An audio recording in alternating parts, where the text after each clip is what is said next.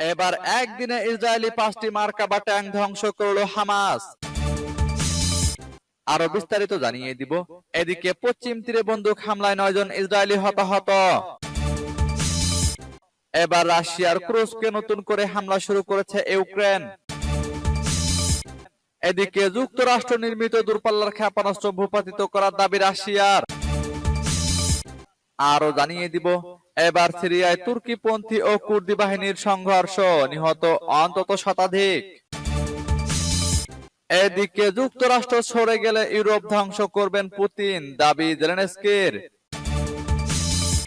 এবার দক্ষিণ কোরিয়ায় বৈঠকে ব্লিংকেন, ব্যালিস্টিক ক্ষেপণাস্ত্র ছুড়ল উত্তর কোরিয়া। এবং সর্বশেষে জানিয়ে দিব, এদিকে ইরানে হামলা চালালে এবার পূর্ণ মাত্রায় যুদ্ধ শুরু হবে, হুঙ্কার ইরানি পররাষ্ট্রমন্ত্রীর। শুনছিলেন সংবাদ শিরোনাম, এখন বিস্তারিত। তবে তার আগে অনুরোধ থাকবে, এই ভিডিওতে একটি লাইক দিন এবং কমেন্টস করে জানিয়ে দিন আপনি কোন জেলা থেকে বা কোথায় থেকে আমাদের সাথে যুক্ত রয়েছেন। এবং সংবাদের সর্বশেষ গুরুত্বপূর্ণ আপডেট পেতে চ্যানেলটি সাবস্ক্রাইব করে আমাদের সঙ্গেই থাকুন। এবার একদিনে ইসরায়েলি 5টি মার্কাভা ট্যাঙ্ক ধ্বংস করল হামাস। ফিলিস্তিনের স্বাধীনতাকামী সংগঠন হামাসের সামরিক শাখা ইজাদ্দিন আল কাসাম ব্রিগেড একদিনে দখলদার ইসরায়েলের 5টি মার্কাভা ট্যাঙ্ক ধ্বংস করেছে। এক বিবৃতিতে কাসাম ব্রিগেড জানিয়েছে, অবরুদ্ধ গাজা উপত্যকার উত্তর অঞ্চলে তারা এসব ট্যাঙ্ক ধ্বংস করে। সংগঠনটি জানিয়েছে, তারা প্রথমে জাবালিয়া শহরের পশ্চিম অঞ্চলে একটি ট্যাঙ্ক ধ্বংস করে। পরে একই শহরের পশ্চিম অঞ্চলে হামাস যোদ্ধারা আরো 4টি ট্যাঙ্ক ধ্বংস করতে সক্ষম হয়। পাশাপাশি ইসরায়েলের একটি অ্যাপাচি হেলিকপ্টার টার্গেট করে রকেট হামলা চালায় কাসাম ব্রিগেডের যোদ্ধারা। তবে এ বিষয়ে ইসরায়েলের বর্বর সামরিক বাহিনীর পক্ষ থেকে কোনো মন্তব্য পাওয়া যায়নি। দখলদার ইসরায়েলি সম্প্রতি হামাসের উপর পরিপূর্ণ বিজয়ের দাবি করেছে, যদিও হামাস তা প্রত্যাখ্যান করেছে এবং গত বেশ কিছুদিন ধরে তারা ইসরায়েলের বিরুদ্ধে একের পর এক বড় অভিযান চালিয়ে গেছে। এদিকে অবরুদ্ধ গাজায় অব্যাহত ইসরায়েলি হামলায় এ পর্যন্ত 45,805 জন ফিলিস্তিনি প্রাণ হারিয়েছে, যাদের মধ্যে বেশিরভাগই নারী ও শিশু। এদিকে পশ্চিম তীরে বন্দুক হামলায় 9 জন ইসরায়েলি হতাহত। ফিলিস্তিনের অধিকৃত পশ্চিম তীরে একটি বন্দুক হামলায় 3 জন অবৈধ ইসরায়েলি বসতি স্থাপনাকারী নিহত এবং 6 জন আহত হয়েছেন। সোমবার ইসরায়েলি মেডিকেল সূত্র এ তথ্য জানিয়েছে। তুর্কি সংবাদ সংস্থা আনাদুলুর প্রতিবেদন অনুযায়ী ইসরায়েলি মেডিকেল সংস্থা মাগেন ডেভিড অ্যাডাম সোমবার জানিয়েছে, আহতদের মধ্যে 2 জনের অবস্থা গুরুতর। ইসরায়েলের পাবলিক ব্রডকাস্টার কেএএন এর প্রতিবেদন অনুসারে হামলাটি অবৈধ ইসরায়েলি বসতি স্থাপনাকারীদের বহনকারী একটি বাস এবং 2টি গাড়িকে লক্ষ্য করে সংঘটিত হয়। ঘটনাটি ঘটে উত্তর পশ্চিম তীরে কেদুমিম বসতির কাছে কালকেলিয়ার পূর্বে। তবে এখনো কেউ এই হামলার দায় স্বীকার করেনি। এদিকে ঘটনার পর হামলাকারীদের খুঁজে বের করতে ওই এলাকায় একটা বড় বাহিনী পাঠিয়েছে ইসরায়েলি সেনাবাহিনী। এবার রাশিয়ার ক্রুজকে নতুন করে হামলা শুরু করেছে ইউক্রেন। রাশিয়ার দক্ষিণ অঞ্চলের ক্রুস্ক সীমান্তে পাল্টা হামলা শুরু করেছে ইউক্রেন। মস্কোর উদ্দেশ্যে কিয়েভ বলেছে, রাশিয়ার যা প্রাপ্য সেটি তারা পাচ্ছে। রোববার এক টেলিগ্রাম পোস্টে ইউক্রেনের প্রেসিডেন্ট কার্যালয়ের প্রধান আন্দ্রে ইয়ারমাক এ দাবি করেন। তিনি বলেন, ক্রুস্ক অঞ্চল শুভ সংবাদ, রাশিয়ার যা প্রাপ্য তাই পাচ্ছে। এর আগে ইউক্রেনের হয়ে ভুয়া তথ্য প্রতিরোধ সংস্থার প্রধান আন্দ্রে কোভালেনকো বলেন, ক্রুস্কের বিভিন্ন স্থানে রুশ সেনাদের উপর আকস্মিক হামলা শুরু করেছে ইউক্রেনীয় বাহিনী। গত বছরের আগস্ট মাসে ক্রুস্কে হামলা চালিয়ে সেখানকার অনেক এলাকা নিয়ন্ত্রণ নেয় ইউক্রেনীয় বাহিনী। এরপর সেখানে উত্তর কোরিয়ার বাহিনীর সহায়তায় পাল্টা হামলা শুরু করেছিলেন রুশ সেনারা। রাশিয়ার রাষ্ট্রীয় সংবাদ মাধ্যম তাস নিউজ জানায়, রুশ প্রতিরক্ষা মন্ত্রণালয় রোববার বলেছে, রাশিয়ার হামলা ঠেকাতে ইউক্রেনীয় বাহিনী পাল্টা হামলা শুরু করেছে। এদিকে যুক্তরাষ্ট্র নির্মিত দূরপাল্লার ক্ষেপণাস্ত্র ভূপাতিত করার দাবি রাশিয়ার। ইউক্রেন থেকে ছোড়া 8টি যুক্তরাষ্ট্র নির্মিত দূরপাল্লার ক্ষেপণাস্ত্র ভূপাতিত করার দাবি করেছে রাশিয়া। এ হামলার জবাব কঠিনভাবে দেওয়া হবে বলে হুঁশিয়ারি দিয়েছে রুশ প্রতিরক্ষা মন্ত্রণালয়। বার্তা সংস্থা রয়টার্স জানিয়েছে শনিবার ইউক্রেনের লুহানস্ক অঞ্চলের নাদিয়া গ্রাম দখলে দাবি করেছে রুশ সেনাবাহিনী। এদিন ইউক্রেনের কিয়েভ, ব্রিয়ানস্ক, ক্রুস্ক ও চেরনিহিভে হামলা চালিয়েছে রাশিয়া। জবাবে দনবাসে একটি বেসামরিক গাড়িতে ড্রোন হামলা চালিয়েছে কিয়েভ। এই ঘটনায় একজন সাংবাদিক সহ বেশ কয়েকজন হতাহত হয়েছেন। একই দিনে ইউক্রেন থেকে ছোড়া 8টি মার্কিন ক্ষেপণাস্ত্র ভূপাতিত করার দাবি করেছে মস্কো। এই ঘটনায় সেন্ট পিটার্সবার্গের পুলকোভো বিমানবন্দরে ফ্লাইট ওঠানামা সাময়িকভাবে বন্ধ রাখা হয়। ইউক্রেনের এই হামলার কঠোর প্রতিশোধ নেওয়ার হুঁশিয়ারি দিয়েছে রুশ পররাষ্ট্র মন্ত্রণালয়। এবার সিরিয়ায় তুর্কিপন্থী ও কুর্দি বাহিনীর সংঘর্ষ, নিহত অন্তত শতাধিক। সিরিয়ার উত্তর অঞ্চলে গত 2 দিনে তুরস্ক সমর্থিত গোষ্ঠী ও কুর্দি নেতৃত্বাধীন সিরিয়ান ডেমোক্রেটিক ফোর্সেসের মধ্যে সংঘর্ষে 100 জনের বেশি যোদ্ধা নিহত হয়েছে। একটি যুদ্ধ পর্যবেক্ষক সংস্থা রবিবার এ তথ্য জানিয়েছে।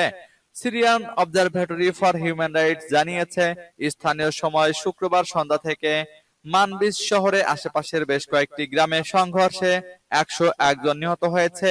নিহতদের মধ্যে 85 জন তুরস্ক সমর্থিত গোষ্ঠীর সদস্য এবং 16 জন এসডিএফ যোদ্ধা। অন্যদিকে এক বিবৃতিতে এসডিএফ জানিয়েছে তারা তুরস্কের ড্রোন ও বিমান সহায়তা প্রাপ্ত ভাড়াটে সেনাদের সব আক্রমণ প্রতিহত করেছে। উত্তর সিরিয়ায় তুরস্ক সমর্থিত বাহিনী এসডিএফ এর সঙ্গে তখনই লড়াই আবার শুরু করে, ঠিক যখন ইসলামপন্থী বিদ্রোহীরা 27 নভেম্বর অভিযান শুরু করেছিল। সেই অভিযানের মাত্র 11 দিনের মধ্যে সিরিয়ার প্রেসিডেন্ট বাশার আল আসাদকে ক্ষমতাচ্যুত করে। তারা এসডিএফ থেকে আলেপ্পো প্রদেশের মানবিজ ও তাল রিফাত শহর দখল করতে সক্ষম হয়। তবে সংঘর্ষ এখনো অব্যাহত রয়েছে এবং এতে ব্যাপক প্রাণহানি ঘটছে। এদিকে যুক্তরাষ্ট্র সরে গেলে ইউরোপ ধ্বংস করবেন পুতিন, দাবি জেলেনস্কির। ইউক্রেনের প্রেসিডেন্ট ভলোদিমির জেলেনস্কি বলেছেন কিয়েভের নিরাপত্তা গ্যারান্টি শুধুমাত্র যুক্তরাষ্ট্র প্রদান করলেই কার্যকর হবে। জেলেনস্কি আশা করছেন যে মার্কিন প্রেসিডেন্ট হিসেবে ডোনাল্ড ট্রাম্পের শপথ অনুষ্ঠানের পর তিনি তার সঙ্গে দেখা করবেন। খবর ইন্ডিয়ান এক্সপ্রেসের। সম্প্রতি মার্কিন পডকাস্টার লেক্স ফ্রাইডম্যানকে সাক্ষাৎকার দিয়েছেন জেলেনস্কি। এটি গতকাল প্রকাশিত হয়েছে। সাক্ষাৎকারে জেলেনস্কি বলেছেন ইউক্রেনীয়রা আশা করছেন ট্রাম্প এই যুদ্ধ বন্ধ করতে রাশিয়াকে জোর করবেন। তবে জেলেনস্কি সতর্ক করেছেন যে যদি যুক্তরাষ্ট্র ন্যাটো থেকে সরে যায় তাহলে রুশ প্রেসিডেন্ট ভ্লাদিমির পুতিন ইউরোপ ধ্বংস করবেন। আগামী 20 জানুয়ারি মার্কিন প্রেসিডেন্ট হিসেবে শপথ গ্রহণ করবেন ডোনাল্ড ট্রাম্প। ধারণা করা হচ্ছে ট্রাম্পের শপথ অনুষ্ঠানের পরেই ইউক্রেন ও রাশিয়ার মধ্যে একটি যুদ্ধবিরতি হবে। জেলেনস্কি বলেছেন যুক্তরাষ্ট্র ছাড়া নিরাপত্তা সহায়তা সম্ভব না। আমি বলতে চাচ্ছি সেই সব নিরাপত্তা গ্যারান্টি যা রাশিয়াকে আক্রমণ করা থেকে বিরত রাখবে। 2022 সালের 24 ফেব্রুয়ারি ইউক্রেনে সামরিক অভিযানের ঘোষণা দেন পুতিন। এরপর থেকে আজ পর্যন্ত টানা 1047 দিনের মতো চলছে দেশ দুটির সংঘাত। এতে দুই পক্ষের বহু হতাহতের খবর পাওয়া যাচ্ছে। তবে যুদ্ধ বন্ধে এখনো পর্যন্ত কোনো লক্ষণ নেই। উল্টো পূর্ব ইউক্রেনে দেশ দুটির মধ্যে সংঘাতের পরিমাণ অনেক বেড়েছে।